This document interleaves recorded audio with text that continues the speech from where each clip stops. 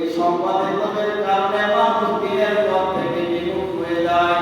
সম্পদের লোভের কারণে মানুষ নিন্দার মধ্যে বাধাগ্রস্ত হয়। অনেকগুলো পথ যেগুলো দিনদার হওয়ার পথে, নেকের পথে চলার জন্য, সিরাতাল মুস্তাকিমের পথে চলার জন্য যে পথে বাধাগুলো রয়েছে, সেই বাধাগুলির মধ্যে অন্যতম একটা বাধা হচ্ছে সম্পদের লোভ। সম্পদের লোভ আমরা চিন্তা করে আমরা এই বয়সে আল্লাহর হুকুম তো পালন করতে হয়, তবে পালন করার পূর্বে নিজেকে কিছু করে নিতে হবে। নিজের কিছু প্রস্তুতি নিয়ে নয়, নিজে কিছু সংগ্রহ করার পরে বাকি সময় শেষ মুহূর্তটা আমি আমার সময়টাকে আল্লাহর জন্য অর্পণ করে দিব।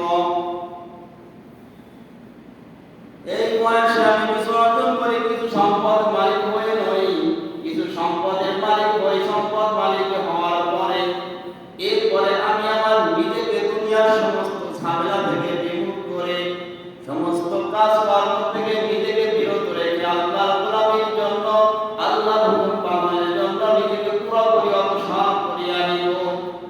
এটা আমরা চিন্তা করি। এটা একটা এক্সারসাইজ হয়, মানে ধোঁকা, নিজেকে ধোঁকায় ফেলার একটা বড় একটা পথ। এই জন্য দিনের পথে বড় বড় বাধার মধ্যে এটা একটা বড় বাধা, যে মালের সম্পদের। আল্লাহ রাব্বুল আলামিন বান্দার মনের সকল বিষয় জানে। বান্দার মনের মধ্যে কি চলতেছে, পরবর্তীতে ভবিষ্যতে তার মনের মধ্যে কি কি চিন্তা উপায় হবে, সব বিষয় আল্লাহ রাব্বুল আলামিন ভালো করেই জানে। এজন্য আল্লাহ রাব্বুল আলামিন বলেছেন, আল্লাহুম্মুত তাকাসুর হাত্তা যুরতুমুল মাকাবির।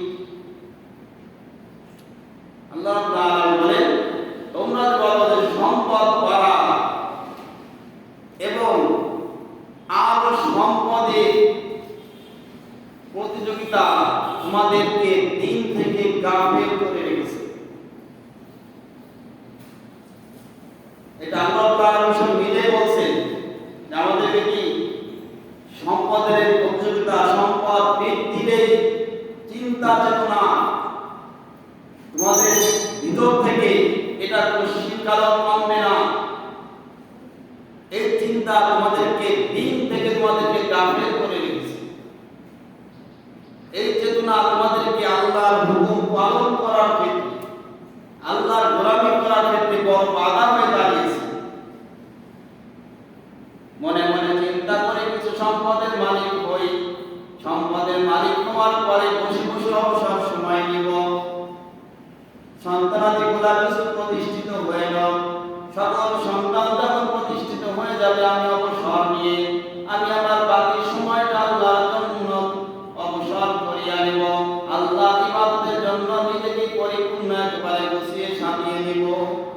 আল্লাহ তাআলা হবে না হাত্তা যুরতুমুল মাকাবির। আল্লাহ মনে জানে বান্দার মনে কি সামনে হবে। আল্লাহ রাসূল